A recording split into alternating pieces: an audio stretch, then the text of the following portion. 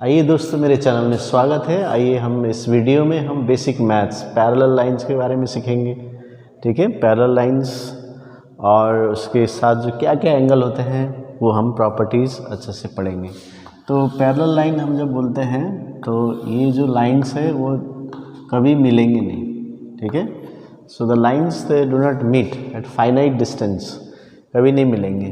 क्यों? क्योंकि उनके बीच में डिस्टेंस सेम है, एवरीवेयर उनका डिस्टेंस सेम है। ठीक है, तो ये हो गया पैरेलल लाइंस। अभी इसको जो एक लाइन और एक लाइन ऐसे अक्रॉस काट देता है तो इसको बोलते हैं ट्रांसवर्सल। क्या बोलते हैं? ट्रांसवर्सल। तो ये हो गया पैरेलल लाइंस,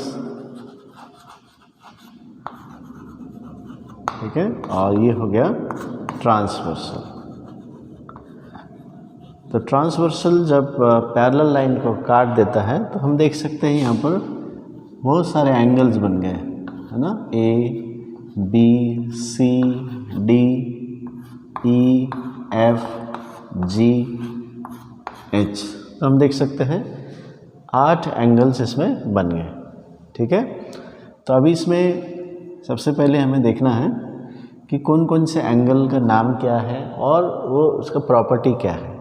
तो सबसे पहले हम देख सकते हैं जब दो लाइंस ऐसे एक दूसरे को इंटरसेक्ट करते हैं, ठीक है, तो ये जो एंगल है इसको बोलते हैं वर्टिकली अपोजिट एंगल।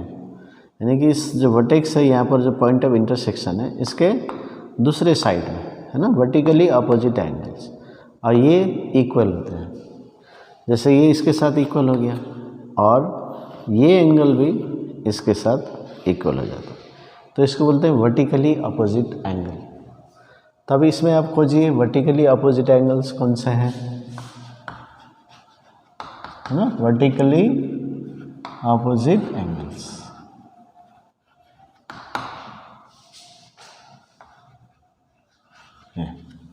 तो हम देख सकते हैं ए और सी, यदि हम ये दो लाइन को हम पकड़े ट्रांसवर्सल और एक पैरेलल लाइन का, तो A इक्वल्स टू सी हो गया, फिर D is equal to B हो गया। फिर अभी ये ट्रांसवर्सल और ये लाइन को हम देखते हैं, ये इंटरसेक्ट कर रहा है, तो हम क्या देख सकते हैं E और G इक्वल हो जाएगा, E is equal to G angle, और H equals to F angle. ठीक है, तो ये हो गए vertically opposite angles.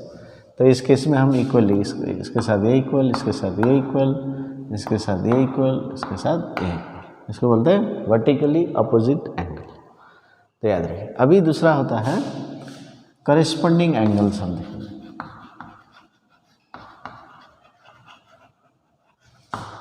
Corresponding angles. तो अभी करेस्पॉन्डिंग का मतलब एक जैसा, है ना, एक ही तरह का हम देखेंगे। अभी जैसे मैं मान लीजिए ए पकड़ता हूँ, ठीक है, एंगल ए, तो ए का करेस्पॉन्डिंग एंगल क्या होगा? तो कैसे याद रखना है, ये एंगल ए जो है ट्रांसवर्सल के इस साइड में है और पैरेलल लाइन के ऊपर में, ट्रांसवर्सल के इस साइड में, पैरेलल लाइन के ऊपर में। तो ऐसे ही एंगल खोजिए जो ट्रांसवर्सल के इस साइड में है और पैरेलल लाइन के ऊपर में। तो देखिए ये ट्रांसवर्सल, ये ट्रांसवर्सल के इस साइड में, है ना, इस साइड में, और पर पैरेलल लाइन के ऊपर में, तो पैरेलल लाइन इस पैरेलल लाइन के ऊपर में, तो ई हो जाएगा। तो ए और ई जो है करेस्पॉन्डिंग एंगल्स हैं, और ये पैरेलल लाइंस के लिए ये दोनों एंगल भी इक्वल हो जाएंगे। तो ए इज इक्वल टू ई। तो कैसे याद रखेंगे? ट्रांसवर्सल के साइड में, पैरेलल लाइन के ऊपर में, तो ए और ई। वैसे ही अभी देखिए यहाँ पर ये बी जो हम लेंगे तो हम क्या कर सकते हैं, पैरेलल ट्रांसवर्सल के इस साइड में, उस साइड में, और पैरेलल लाइन के ऊपर में। तो यहाँ भी देखिए ट्रांसवर्सल के इस साइड में, पैरेलल लाइन के ऊपर में, तो बी और एफ भी इक्वल है, ए हो गया। फिर यदि हम इसको देखेंगे डी को, है ना, डी क्या है? ट्रांसवर्सल के इस साइड में है, पैरेलल लाइन के नीचे है, तो हम देख सकते हैं पैरेलल लाइन के नीचे ट्रांसवर्सल के इस साइड, पैरेलल लाइन के नीचे ट्रांसवर्सल के इस साइड में, तो ये H हो गया। तो D is equal to H, D is equal to H, ये भी करेस्पॉन्डिंग एंगल हो गया।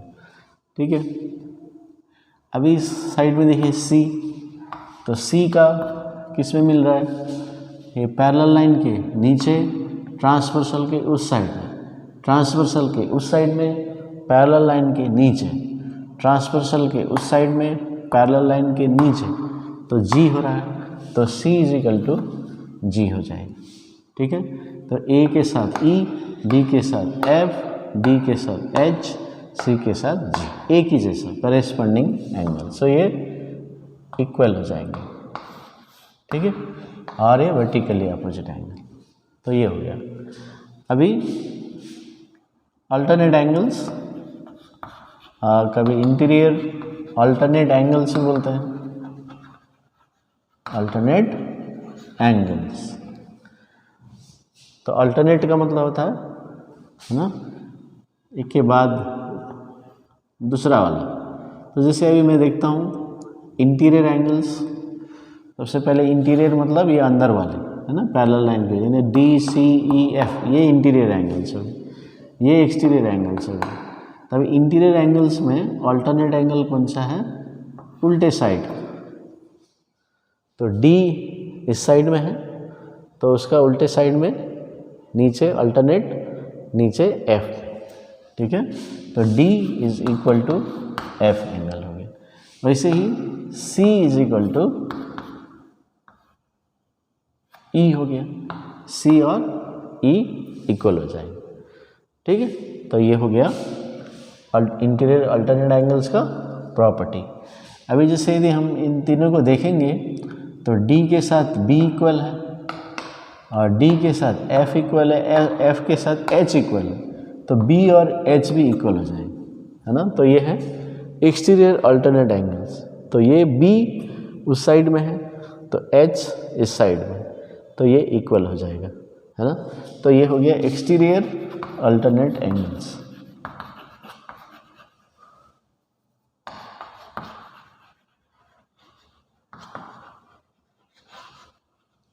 तो कौन कौन से हैं, B इक्वल्स टू H और A इक्वल्स टू G।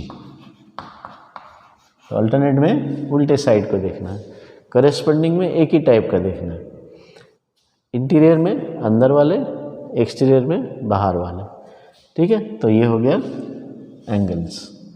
अभी और एक प्रॉपर्टी है को इंटीरियर एंगल।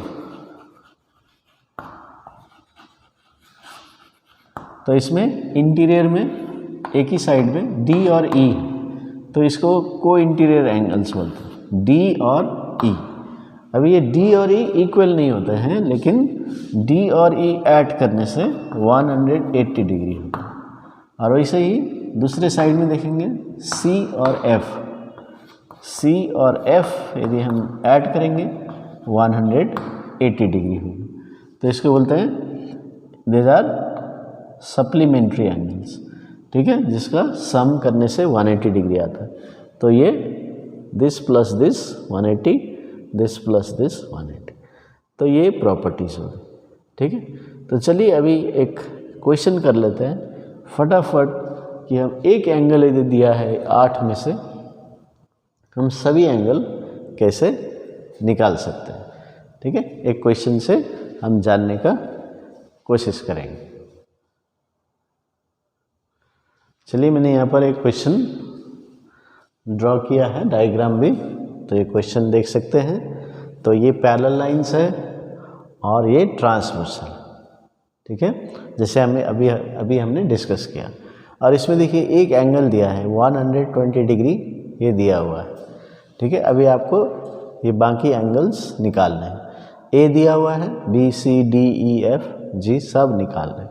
तो अभी कैसे निकालें, तो सबसे पहले आप देख सकते हैं C is equal to 120 degree. कैसे हुआ C, कैसे 120 डिग्री होगा, कौन सा है यहाँ लिखना है रीजन वर्टिकली अपोजिट एंगल।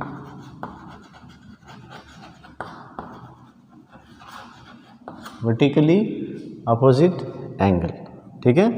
तो सी निकल गया। अभी सी के साथ जी निकाल सकते हैं, तो जी इज इक्वल टू सी, तो ये भी 120 डिग्री होगा। कैसे? क्योंकि सी ट्रांसवर्सल के उस साइड पैरेलल लाइन के नीचे, यहाँ भी देखिए ट्रांसवर्सल के उस साइड पैरेलल लाइन के नीचे जी, तो वो भी 120 डिग्री हो गया। तो इसका रीज़न क्या है? Corresponding angle.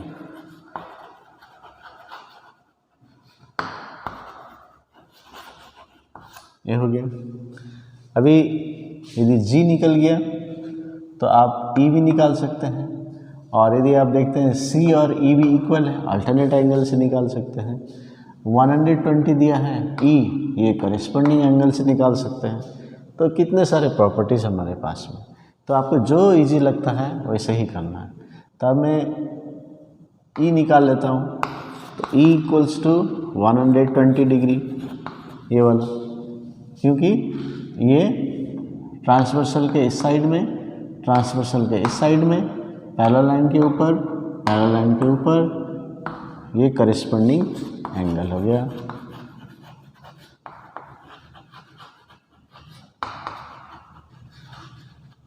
ठीक है, तो देखिए ये 120 हो गया, ये 120 हो गया, और ये भी 120 हो गया। तो अभी हमें ये बचे हुए, ठीक है, बी बचा हुआ, एफ और एच ये निकालना है। तो अभी कैसे निकालेंगे? तो इसमें और एक प्रॉपर्टी आपको लेना है, ठीक है। कौन सा प्रॉपर्टी है? तो दो तरीके से कर सकते हैं। एक तो एक स्ट्रेट लाइन के ऊपर जो एंगल होता है वो हमेशा 180 डिग्री होगी। अब इसको दो भाग में कर दिया एंगल, तो ये दोनों मिला के 120 हो 180 होगा, क्योंकि स्ट्रेट एंगल 180 होता है टोटल, यहाँ से लेकर यहाँ तक। अभी इसको दो भाग में किया है, तो ये दोनों मिला के 180 होगा। तो B और 120 मिला के 180 होगा, क्योंकि ये स्ट्रेट लाइन है। तो इसको बोलते हैं लीनियर पेयर। लीनियर का मतलब होता है स्ट्रेट लाइन, है ना। तो स्ट्रेट लाइन के ऊपर दो एंगल, वो 180 डिग्री होगा, तो उससे हम B निकाल सकते हैं, ठीक है। तो ये एक तरीका है। या आप D के साथ भी ये फार्मूला यूज़ कर सकते हैं, लीनियर पेयर, क्योंकि ये भी स्ट्रेट लाइन है, इसमें भी दो एंगल बना दिया, तो आप B भी निकाल सकते हैं, D भी निकाल सकते हैं, ठीक है। तो और एक तरीका है, E और D मिला के कितना होता है ना, E और D कितना होता है? ये को इंटीरियर एंगल्स है ना, अंदर में एक ही साइड में है, तो वो दोनों मिला के 180 होता है। तो ये 120 हमने निकाल लिया, तो ये 120 प्लस D करने से 180 आएगा। तो ऐसे भी निकाल सकते हैं। तो देखिए कितने सारे ऑप्शंस हमारे पास हैं, आपको जो आसान लगता है समझने में वही कीजिए, ठीक है। तो मैं करता हूँ B plus 120 equals to 180 degree कर लेता हूँ। कुछ भी एक मेथड करिए। तो यहाँ पर लेना है लीनियर पेयर, ये तो अभी B इक्वल्स टू 180 माइनस 120, तो ये 60 डिग्री हो गया। तो देखिए B एंगल भी आ गया, तो B 60 डिग्री है। अभी B 60 डिग्री है, तो D हम निकाल सकते हैं, D is equal to 60 degree, तो वर्टिकली अपोजिट एंगल हो गया, वर्टिकली अपोजिट एंगल।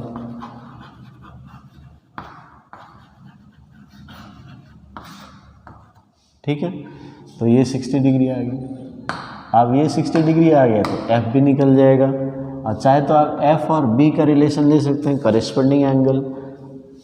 ये 60 और ये अल्टरनेट है, उल्टे साइड में है, अल्टरनेट लेके सॉल्व कर सकते हैं। तो F इक्वल्स टू 60 डिग्री, देखिए तो आप अल्टरनेट लेना चाहते हैं तो वो भी सही है, अल्टरनेट एंगल्स, ठीक है। या एफ इजिकल टू ऐसे भी डी इजिकल टू 60 डिग्री ऐसे भी लिख सकते हैं, alternate angles. F is equal to B is equal to 60 degree corresponding angles ऐसे लिख सकते हैं। तो हमारे पास आ गया 60 डिग्री, तो ये आ गया, ये हो गया। अभी सिर्फ एच बचा है, तो एच के लिए भी आप बहुत सारे ऑप्शंस हैं। तो ये वर्टिकली अपोजिट एंगल है, H equals to F is equal to 60 degree, तो ये वर्टिकली अपोजिट एंगल लिखिए, ये ज़्यादा आसान होगा।